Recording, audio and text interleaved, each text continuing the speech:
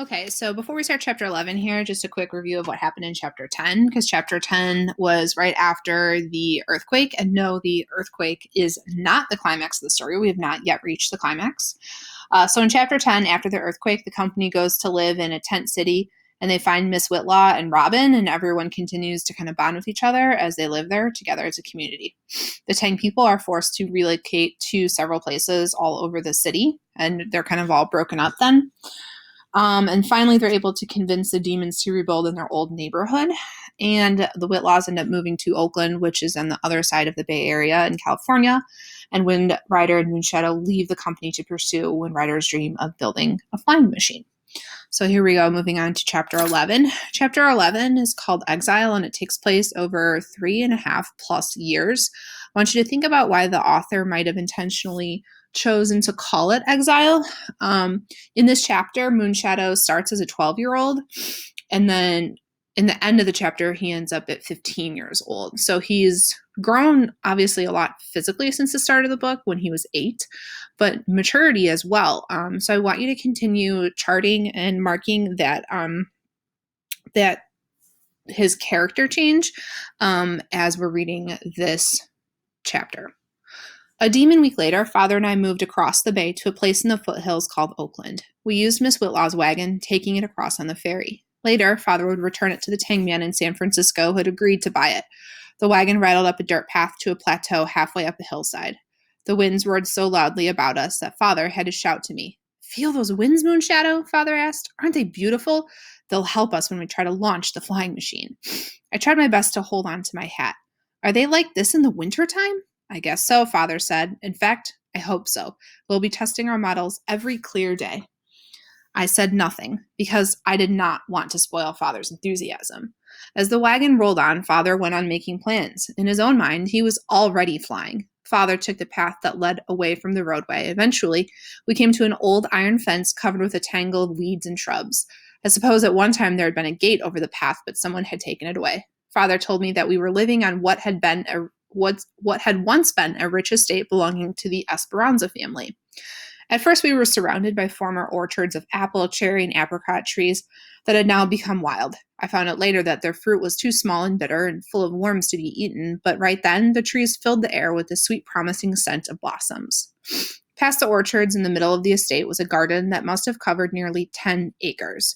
It seemed as if the garden held every type of flower, bush, herb, tree in the demon land, but because no gardener watched them, they now grew helter-skelter in a riot of color and greenery. So kind of what I'm thinking here with my inner voice is I love the description here that the author is giving us, or Moonshadow is giving us, in terms of their new setting and location. I think that's important that when an author switches locations, we give the reader description so they can really imagine what that place is looking like for our minds, so we can visualize it better, kind of play it in our minds like a movie.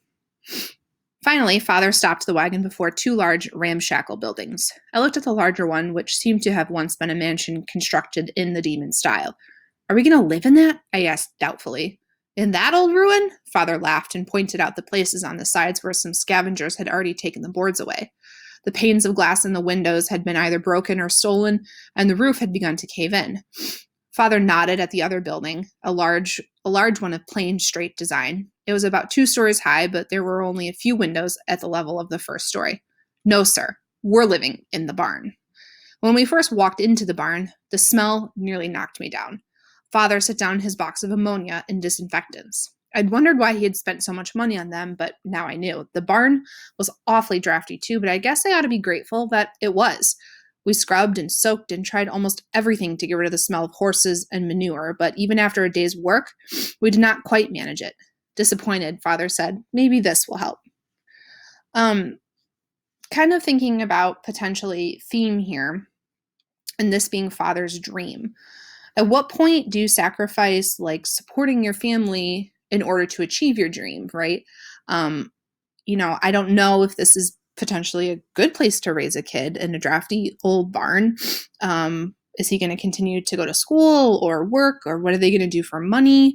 How will they get food? Those are all important questions to ask. And is this an appropriate place for him to continue to raise a kid? So that idea of sacrificing your family, or your dreams. That's definitely one of the themes that comes to mind for me.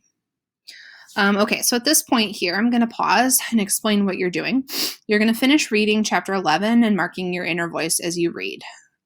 Your summary should have 3 to 4 of the most important events. And since this chapter goes over 3.5 years or so, you really need to think about what those most important events are. Then your inner voice, you're going to pick 2, but you're going to focus 1 on character and then 1 on theme. And I've already kind of demonstrated one of the themes that I've been thinking about as reading. So for the inner voice here, I want you to focus on either Moonshadow or Windrider and how they've changed as a character from chapter 1 to now the end of chapter 11. And then I want you to think about one of the potential themes of the story and how that theme was probably demonstrated in the chapter. So for me, I was just talking about that idea of family and sacrifice and achieving a dream. So that might be one of the themes I talk about in this box for inner voice. When you're done, make sure to submit.